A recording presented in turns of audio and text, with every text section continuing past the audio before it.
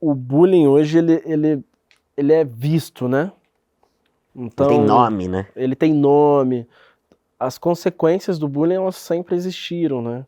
Crianças e adolescentes sempre morreram de alguma forma ou sofreram violências por causa do bullying. Hoje o que a gente coloca é um holofote nisso e consegue perceber. E aí a gente vai para vários debates na sociedade. Na minha época, a gente lidava isso com brincadeira. Na minha época, você só revertia, lançava de volta. Quantas vezes eu também fui estimulado a, não, reage, né? Ou numa prática, às vezes até da periferia mesmo, né? Eu fui formado, fundado, escrito, desenhado por uma mulher negra que é minha mãe, que vai assistir isso depois e ela tá cansada de ouvir isso porque a gente reflete muito. Ela, ela me criou para não chorar. Ela me criou para não chegar em casa chorando. Então, ela me criou para se voltar chorando, você vai apanhar, mas ela não fazia só isso. Ela falava assim: você vai voltar amanhã e vai bater ou vai enfrentar. Num modelo, né, de cuidado, de ensinamento, que eu super compreendo o que ela fazia comigo. Jamais vou colocar minha mãe no lugar de algoz e criminalizar isso. Foi o que ela foi ensinada. Minha mãe não teve infância, não teve possibilidade de ser plena e livre. Então ela queria o quê? Um homem negro forte, né? Resistente. E um homem negro forte e resistente, como qualquer outro sujeito forte e resistente num espaço de violência, é um violentador. Você precisa violentar para sobreviver. Então, só que o que acontece? A gente está passando por uma fase da infância e adolescência com a tecnologia, com o mundo acontecendo, que ela é mais precoce, ela é mais violenta, ela é mais ativa, tem diversas qualidades, mas os defeitos também ficam mais acentuados. E aí, nesse momento, quando a gente olha para uma escola, vamos botar uma escola padrão de favela com 300 alunos. Nenhum professor vai dar conta, nenhuma equipe pedagógica vai dar conta, porque não há profissionais suficientes naquele espaço. E não só eles, né? Não há outros profissionais de apoio para aquele espaço. E aí é a hora que a gente precisa chamar as famílias, né? Como que a gente responsabiliza também? Para além da punição, entre aspas, desse aluno, da responsabilização coletiva, dessa comunidade escolar que a gente gosta muito de falar na pedagogia. Como que chama o pai, a mãe, o tio, quem está cuidando dessa criança e coloca lá, ó, tá falando isso. O que você acha disso? Porque às vezes é um ensinamento também que tem ali na prática da sua casa, atrás de casa, na escuta. E uma coisa que também, acho que para fechar, é muito sintomático na identidade do brasileiro, né? É transformar a dor no riso, né? Constranger o outro para sobreviver, né? Atacar para não ser atacado, né? É o que a gente discutiu aqui nesse programa todo, né? A gente tem isso. O que a gente faz com isso agora? Vai ficar parecendo que é muito papo, pô, Jota, tu tá falando umas coisas que são muito românticas, né? Você reflete demais. Mas e aí? Se a gente não refletir, a gente vai fazer o quê? Realmente aceitar que a escola é um presídio de violência que foi desenhado para ser mesmo? É isso que a gente quer da nossa infância e adolescência? Entrando nos colégios e fazendo atrocidades, crescendo, se tornando adultos que violentam? Pô, não é possível que a gente aceite isso e que, começa num bullying? Para alguns sim. Começa no humor? Para alguns sim. É diverso, a violência ela nasce em cada um de forma diversa, a gente tem que identificar uma por uma.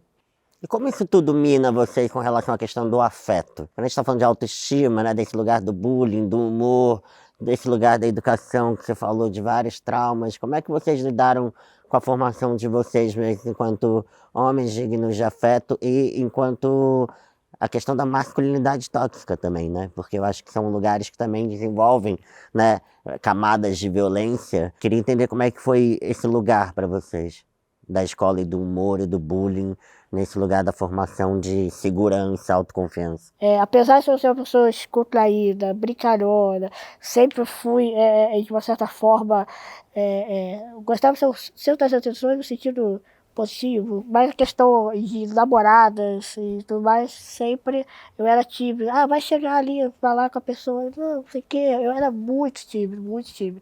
Você falou de masculinidade tóxica, isso me chamou muita atenção, porque é muito forte na sociedade. Eu tenho uma filha, né? Quando era bebê, já fui em lugar público, assim, que eu estava trocando a fralda da minha filha, as pessoas olhavam para minha esposa do lado como se ela fosse, sei lá, o pior monstro da face da terra. Que mulher é esta que deixa um deficiente homem colocar uma fralda numa criança? Ela não sabe colocar?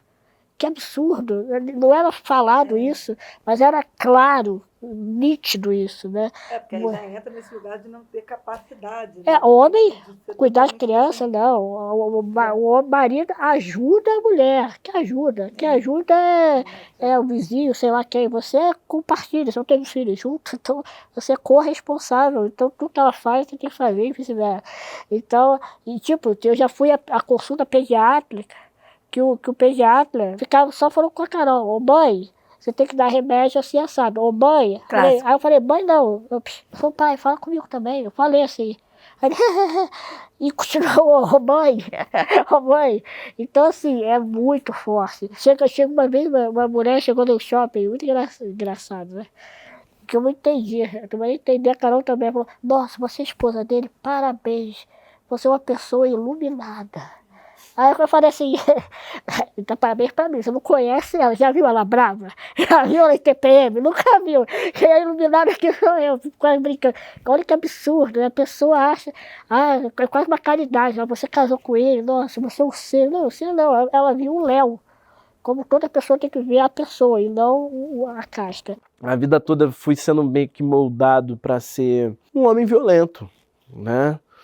E que eu brigo com o espelho todos os dias, né? E que brigo com o mundo à minha volta todos os dias, né?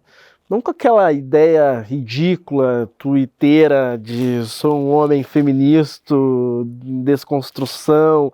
Não, a prática real ali, né? Na convivência com a minha mãe, com as mulheres da favela, com as minhas vizinhas, com as minhas amigas, de entender o meu papel nisso aqui tudo.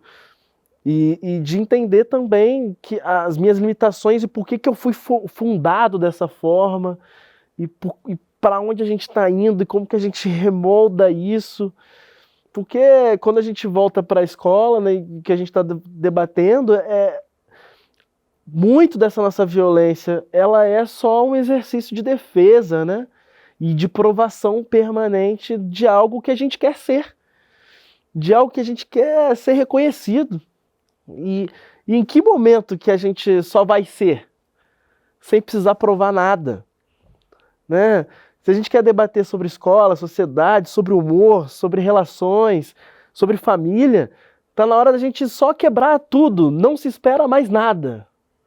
Vamos ser estado puro e vamos ver o que a gente tem de beleza, de tristeza, de entranha, de defeito, de qualidade, para além de uma ideia do que a gente tem que ser para o outro, para o mundo.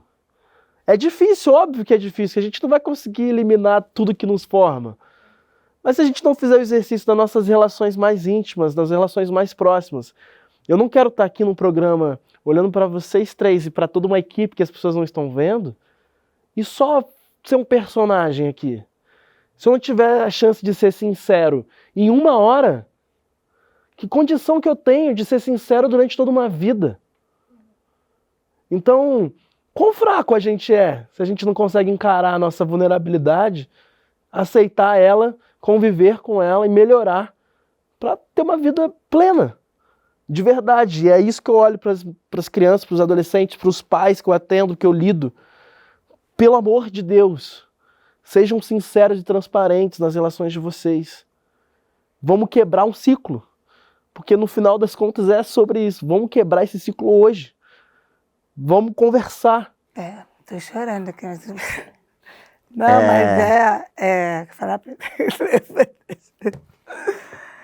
É difícil porque, na verdade, é só sobre afeto, né? No final das contas. É só a gente lidar com os nossos sentimentos, com transparência, com diálogo, né? Enfim, e se permitir vulnerabilidade, né? Se permitir afetuosidade, né? Que é isso, quebrar ciclos.